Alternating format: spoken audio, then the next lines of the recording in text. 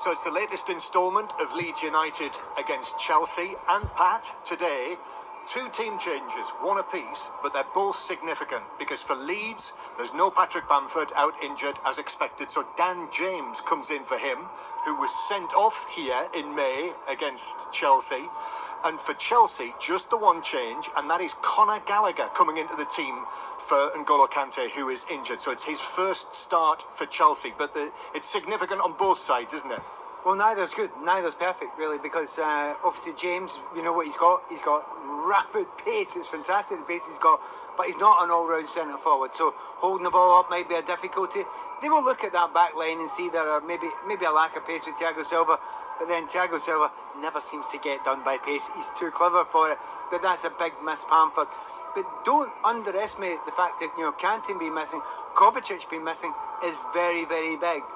So is that the right call to put Gallagher in there? I have to say, I thought about it long and hard, and I'm sure the manager Thomas Tuchel thought about it long and hard as well, because if you put Conor Gallagher in there, for me, he's a much better attacking midfielder.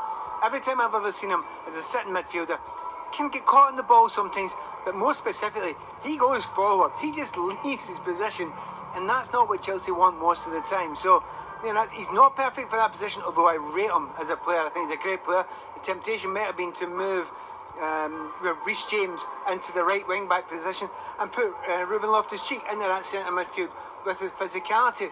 He must have thought about it long and hard, but Thomas Tuchel has thought what happened last week with Loftus-Cheek and Reece James in those two positions in the right against Spurs. They were brilliant. That's why he's went for it. Both teams slightly weakened by it, but they've got decent quality replacements. Yep, so it's a big day for Conor Gallagher. It's a big game because Leeds-Chelsea always is, and you'll be able to hear it with us from 2 o'clock on 5 Live and BBC Sounds, of course.